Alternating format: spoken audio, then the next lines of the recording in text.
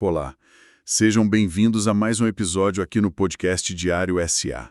Olá. Hoje, a gente vai mergulhar fundo nos números do BR Partners. Vamos dar aquela olhada com lupa no relatório de resultados do terceiro trimestre de 2025.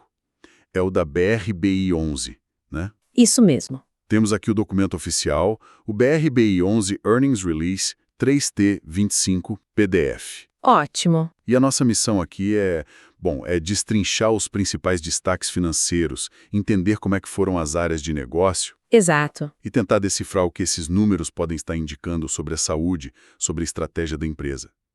Confesso que um ponto já me chamou a atenção logo de cara. Qual? Um dividendo enorme, sabe? Anunciado justo num trimestre em que a receita caiu. Estranho, né? Ok, vamos desempacotar isso. Com certeza. É fundamental ir além do número bruto, né? Analisar o contexto, ver como a empresa está navegando nesse cenário de juros ainda altos. Uhum. E o que esses dados sugerem para o futuro? Especialmente essa questão aí que você levantou, essa aparente contradição. Receita caindo, dividendo subindo. Exato. Bom, começando pelos números gerais, então. A receita total no terceiro tri de 25 foi de 133,3 milhões de reais. Certo. Isso representa uma queda, né? 4,3% em relação ao trimestre anterior, o segundo tri. Uma queda leve trimestralmente. Mas contra o mesmo período do ano passado, 3T24, aí a queda foi maior, 15,5%. Ah, sim, ano contra ano o impacto foi mais sentido. E no acumulado do ano, os 9 meses até setembro, a receita foi 400,1 milhões de reais. Também caiu, 8,5% abaixo do ano anterior. E o lucro líquido? Parece que seguiu uma linha parecida, né? Pois é, os números mostram isso. 42,2 milhões no trimestre. Também caindo. 6,6% contra o segundo tri. E 15,8% contra o terceiro trimestre de 2024. Uma queda bem similar à da receita ano contra ano. Exatamente. E no acumulado dos 9 meses, o lucro foi de 130,5 milhões de reais. Que dá quase 14% abaixo de 2024. E tudo isso, como o próprio relatório menciona, num cenário de política monetária ainda restritiva. Juros altos. Exato. Esse é o pano de fundo, né? Juros altos pressionando a atividade econômica como um todo. A empresa destaca que, mesmo com essa pressão, demonstrou resiliência. Eles falam isso. As quedas existem, não dá para negar, mas talvez a mensagem ali seja que, olha, poderia ter sido pior, dado o cenário adverso que já dura um tempo. Faz sentido. E eles tentam dar uma pista disso com aquela métrica de receita com clientes, né? Isso, essa métrica é interessante. Somou 100 milhões no trimestre, caiu também, mas olha só, menos que a receita total se a gente comparar com o tri anterior. Só 1,6% de queda. Bem menos mesmo. Mas no acumulado do ano, foram 307,7 milhões. Aí a queda foi maior, 10,1% contra 24%. Eles dizem que 75% da receita total veio de clientes. O que isso quer dizer na prática? Olha, essa métrica é bem útil, porque ela tenta separar o que é o ganha-pão principal da empresa, sabe? O serviço mesmo. Isso. O dinheiro que vem direto dos serviços prestados. Investment banking, mercado de capitais, wealth management e a tesouraria para clientes, o TS&S.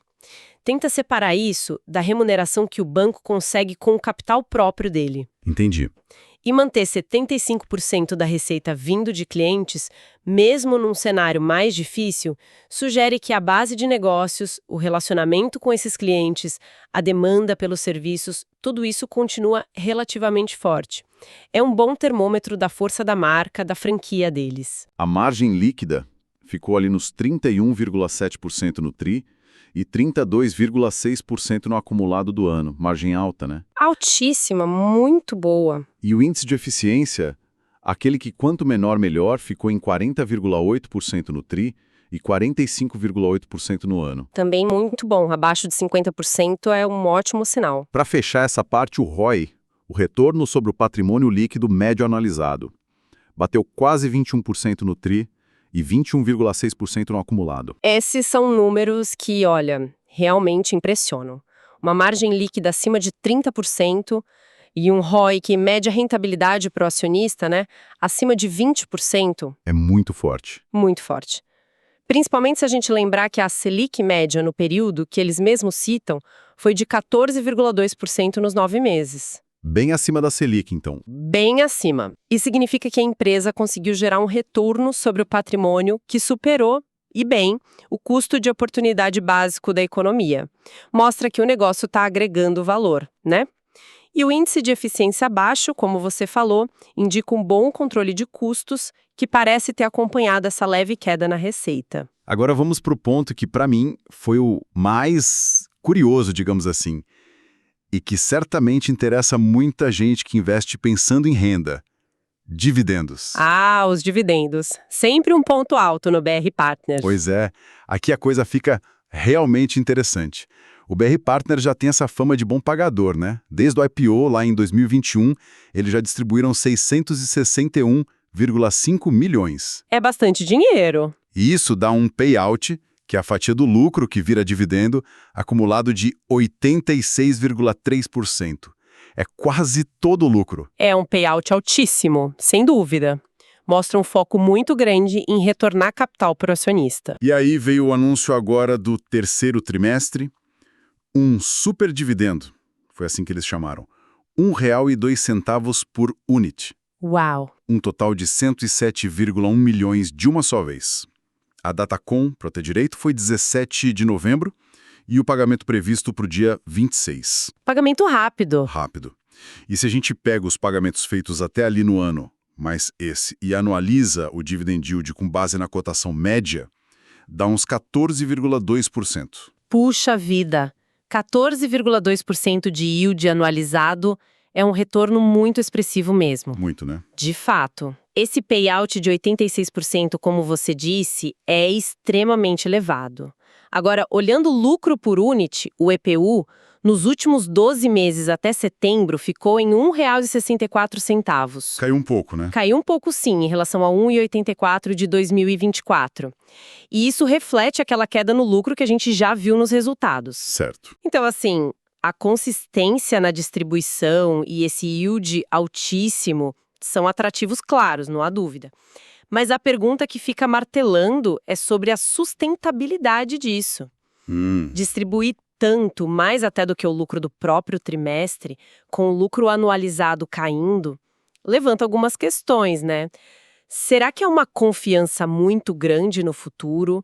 É uma forma de compensar a performance mais fraca da receita e do lucro? Ou é uma estratégia para manter o apelo da ação no mercado? Boa pergunta mesmo. Fica essa dúvida no ar. E quem está recebendo esses dividendos todos? O relatório mostra uma mudança interessante na base de acionistas. Ah, é? O que mudou? O número de pessoas físicas PF explodiu. Passou de 50 mil em outubro agora de 2025. Lá no fim de 2022, eram só 22 mil. Nossa, mais que dobrou. Bem mais. E no Free Float, que são as ações que negociam livremente no mercado, as PFs agora são 49% do total. Eram só 21% lá atrás. Quase metade do free float na mão de pessoa física. É, os institucionais têm os outros 50% mais ou menos. E estrangeiro quase nada, 1%. Olha, essa pulverização do free float em direção às pessoas físicas é bem notável. Pode ser um reflexo direto dessa política agressiva de dividendos, né? Provavelmente. E talvez também do aumento da liquidez da unit na bolsa, o que torna a ação mais acessível, mais popular entre os investidores de varejo. Claro, vale sempre lembrar que a estrutura de controle ainda é bem concentrada. Sim, os sócios, o partnership, continuam com 55% do capital, né? Exato. O free float é a outra fatia, esses 45% que estão no mercado. E falando em liquidez, ela aumentou mesmo. O volume médio diário negociado da BRB11, o ADTV 30 que eles chamam, bateu 7,1 milhões no terceiro trimestre, bem acima do que era no começo de 2023. Isso ajuda muito a atrair investidores, né? Liquidez é importante. Os recebidos, ela superou o Ibovespa e também o índice de Small Caps, o SMAL11, desde o IPO lá em julho de 21 até outubro de 25. Performance forte, então. Forte. E um dado curioso, eles mencionam que 100% dos analistas de mercado que cobrem a empresa recomendavam comprar a ação. 100%? Unanimidade? Segundo eles, sim. Será que é um sinal de confiança total do mercado? Olha, pode ser um reflexo dessa combinação toda que a gente está vendo. Resultados que, apesar da queda, ainda são robustos, dividendos muito altos e talvez a percepção de um modelo de negócios resiliente. Mas, assim, unanimidade em recomendação sempre me deixa com uma pulga atrás da orelha, sabe? É bom ter um pé atrás, né? Sempre bom olhar com um olhar crítico. Quais são as premissas que esses analistas estão usando para chegar nessa conclusão unânime? É importante investigar. Verdade. Bom, então vamos investigar de onde vem essa resiliência que eles falam. E também a pressão sobre os resultados. Como é que as áreas de negócio performaram individualmente? Boa. Vamos olhar área por área. Começando por M&A, fusões e aquisições. O relatório fala que a atividade continuou tímida no trimestre. O que não surpreende muito, né? Com esse cenário de juros. Pois é, mas eles dizem que veem sinais positivos e esperam uma retomada em 2026.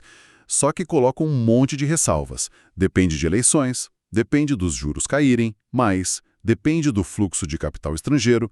Parece uma aposta bem cautelosa. Exato, uma expectativa, mas condicionada a muitos fatores.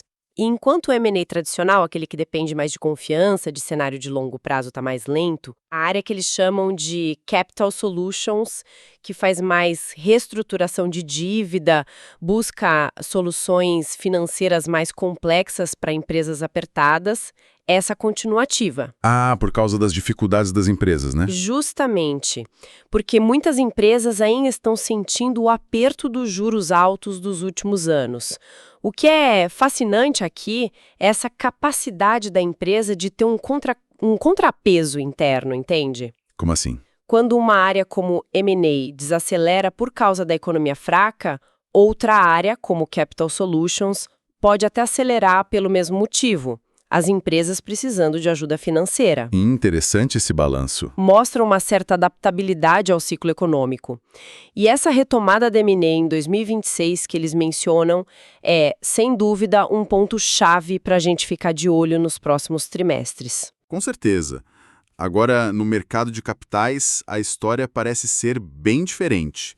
O relatório descreve a atividade como robusta no terceiro trimestre. Ah, sim. O mercado de dívida andou bem aquecido. Muitas emissões, né? Especialmente no segmento de infraestrutura.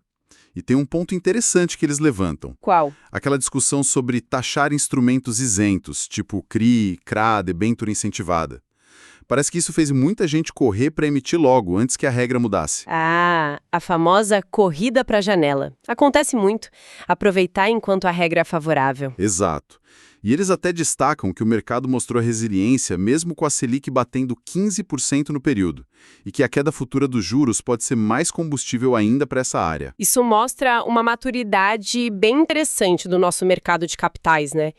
Mesmo com o custo do dinheiro lá em cima, a fábrica de emissões não parou totalmente, seja por causa dos incentivos, seja pela necessidade das empresas mesmo. Verdade. E essa agilidade em aproveitar janelas, sejam regulatórias ou de mercado, antes de mudanças na tributação, por exemplo, demonstra uma sofisticação tanto das empresas que emitem quanto dos assessores financeiros, como o BR Partners. Faz sentido. Olhando agora os números combinados dessas áreas. Investment Banking mais as taxas de mercado de capitais. Juntando tudo, rendeu 219,6 milhões nos 9 meses. Certo. Mas caiu 18,2% em relação ao ano anterior, claramente puxado pelo M&A mais fraco. Entendi, a receita do serviço caiu. Caiu. Mas, por outro lado, o volume de emissões em que eles atuaram no mercado de capitais cresceu 11% no mesmo período, para quase 6,8 bilhões de reais. Isso confirma essa dinâmica dupla que você falou, né? Perfeitamente. A receita da assessoria, a taxa ou FII, caiu por causa do M&A mais devagar. Mas a atividade, o volume de negócios lá no mercado de dívida se manteve forte e até cresceu. Isso ajudou a segurar a barra da receita total. Mostra como a diversificação dentro da própria assessoria financeira é importante. Eles também detalham lá que as maiores fatias das transações vieram dos setores financeiro e de telecom. E os serviços mais demandados foram assessoria, conselhos de administração e M&A, mas aí em número de mandatos, não necessariamente em valor financeiro. Entendi. Agora, uma área que foi um destaque claramente positivo foi a de Treasury Sales and Structuring, o TSSS, a tesouraria para clientes. Ah, essa foi bem mesmo, né? Foi. Receita de 69,8 milhões no acumulado do ano. Um salto de 21,4% contra 2024. Puxa, um belo crescimento. Eles atribuem isso ao desenvolvimento de produtos ligados a commodities, a conquista de novos clientes e também a boa atividade no mercado primário de renda fixa, onde eles estruturam operações para os clientes. Olha, esse crescimento em TSS é bem relevante. Porque, embora use o balanço do banco, o foco é em gerar soluções para os clientes, derivativos, câmbio, produtos estruturados. É uma receita que pode ter uma dinâmica um pouco diferente do ciclo de M&A e de emissões de dívida. Ajuda a diversificar. Exatamente. Ajuda a suavizar a volatilidade da receita total do banco, e um crescimento desses de mais de 20% num ano que não foi fácil é um ótimo sinal. Com certeza. E a gestão de patrimônio, o Wealth Management, também cresceu bem, viu? É quanto? 31,2% nos 9 meses. A receita chegou a 11,3 milhões. E o patrimônio sob gestão, o A, chegou a 5,9 bilhões em setembro. Quase 6 bilhões sob gestão. É, um aumento de 25% em um ano. E a captação líquida, o dinheiro novo que entrou, foi de 1,2 bilhão nesse período. Olha, ainda é uma fatia pequena da receita total do banco, né? Menos de 3% no acumulado do ano. Sim, bem pequena ainda. Mas o crescimento consistente, ano após ano, é muito estratégico. Wealth Management traz receita recorrente, que são as taxas cobradas sobre o patrimônio. A recorrência é boa. Muito boa. E também aprofunda o relacionamento com clientes de alta renda, o que pode acabar gerando negócios para outras áreas do banco lá na frente. É um pilar importante para a diversificação a longo prazo. Pensando nesse longo prazo, como é que está a solidez do banco? Aquele índice de Basileia que mede a folga de capital para aguentar perdas. Como ficou? Sempre importante olhar a Basileia. Fechou setembro em 20,4%. Caiu um pouco, né? Um ano antes era 25,2%. Caiu, Mas ainda está bem confortável, né? Muito acima do mínimo que o Banco Central exige. E a maior parte é capital nível 1, 16,2 pontos percentuais, que é o capital de melhor qualidade. Correto. A Basileia é o termômetro da segurança do banco. Essa queda pode indicar, por exemplo, uma maior alavancagem ou um crescimento dos ativos ponderados pelo risco, o RWA. O que é natural quando o banco cresce. Exato, quando expande certas operações, como o crédito ou o warehousing. Mas 20,4% ainda é um nível considerado muito robusto. Indica uma boa capacidade de absorver choques inesperados. E a qualidade desse capital, com a predominância do nível 1, reforça essa percepção de solidez. E essa expansão que você mencionou aparece naquela carteira de warehousing TVM. São títulos privados e empréstimos ponte, né? Muitas vezes ligadas a emissões futuras ou soluções de capital.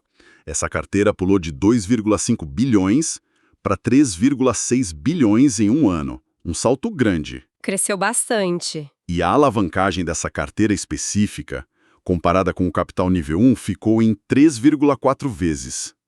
Isso é preocupante.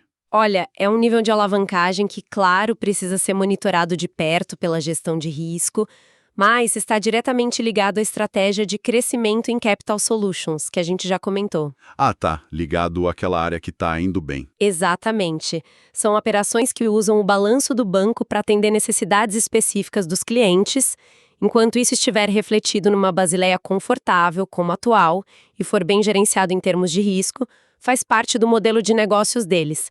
Não é um sinal de alarme por si só, mas é um ponto de atenção contínuo na gestão de risco e capital. Entendido. E para financiar tudo isso, de onde vem o dinheiro? O funding, a captação do banco, totalizou 5,2 bilhões de reais e tem um prazo médio interessante, 736 dias. Dá mais de 2 anos, né? Ótimo prazo médio. E mais da metade, 56%, vence só depois de um ano. O patrimônio líquido ficou ali na casa dos 809,6 milhões de reais. Ter um fund mais alongado assim é excelente para a estabilidade financeira. Evita aquela pressão de ter que ficar refinanciando tudo a toda hora no curto prazo e permite casar melhor os prazos do que eles emprestam ou investem, ativos, com o que eles captam, passivos. Faz sentido. E manter o patrimônio líquido ali perto dos 800 milhões de reais, mesmo depois de distribuir mais de 100 milhões em dividendos só nesse trimestre, mostra a capacidade de geração interna de capital ou talvez outras fontes complementares. E os ratings de crédito AA em escala nacional, que eles também mencionam, reforçam essa visão de solidez perante o mercado. Boa. Ok, então para a gente ir amarrando as pontas, recapitulando os 9 meses de 2025. Tivemos um lucro de 130,5 milhões de reais e uma margem líquida de 32,6%. Números que continuam fortes, como a gente falou, apesar da queda em relação ao ano anterior. Resiliência parece ser mesmo a palavra-chave aqui. O ROE, de 21,6%, superou a Selic média do período, que foi 14,2%, em mais de 7 pontos percentuais. Esse é o famoso alfa, né? A geração de valor acima do custo básico do dinheiro. É isso que, no fim das contas, justifica o negócio existir e atrai o capital dos investidores. A eficiência melhorou um pouquinho, o índice caiu para 45,8% e a remuneração, que é sempre um ponto sensível em bancos de investimento, ficou controlada em 23,8% da receita. Controlar custos e remuneração, mesmo com a receita caindo um pouco, é um sinal de boa gestão. Essencial no modelo de partnership deles, onde o alinhamento de interesses entre sócios e acionistas é fundamental. Na receita com clientes, apesar de uma leve queda em relação ao ano passado, ainda ficou bem alta. 41,9 milhões nos últimos 12 meses por MD. Então, o que a gente leva dessa análise toda do terceiro TRI do BR Partners? Parece ser a história de uma empresa que está navegando em águas um pouco turbulentas, né? É uma boa imagem. O cenário macro pesou, não tem como negar, especialmente lá no M&A. Mas outras áreas, como o mercado de capitais e o TSNS, mostraram bastante força, atuando como contrapeso. Sim, mostraram resiliência. O lucro e a receita caíram na comparação anual, isso é fato. Mas a rentabilidade, medida pelo ROI e pela margem líquida, e principalmente a distribuição de dividendos, continuaram brilhando muito forte. Fortíssimo. A gestão parece estar sendo eficiente no controle de custos, e o capital do banco continua sólido. Exatamente. A capacidade de adaptação ao cenário parece ser um diferencial importante deles, mas olhando para frente e conectando com as próprias projeções e comentários que eles fazem no relatório. As grandes perguntas que ficam no ar são: será que a esperada queda da Selic e o cenário político-econômico de 2026 vão realmente destravar o mercado de M&A como eles esperam? Boa pergunta. O mercado de capitais vai conseguir manter esse ritmo forte que teve, ou foi mais uma corrida pontual por causa daquela questão tributária dos isentos? Outro ponto-chave. E talvez a pergunta mais importante para o acionista: essa rentabilidade espetacular, acima de 20%, e essa política de dividendos super agressiva, elas são sustentáveis nesse novo ciclo econômico que parece estar se desenhando? Ou vamos ver um ajuste nesses níveis? Excelentes questões para a gente manter no radar ao acompanhar os próximos resultados e também as notícias econômicas gerais. São essas dúvidas, essas perguntas que tornam o acompanhamento do mercado financeiro tão interessante, né? Com certeza. Fica aqui então o convite para quem nos ouve continuar explorando esses dados e tendências conosco. E para não perder as próximas análises, não esqueça, clique aí em seguir o nosso podcast Diário SA. Isso aí. Episódio criado por Clayton, o criador do Diário SA. Até a próxima! Até a próxima.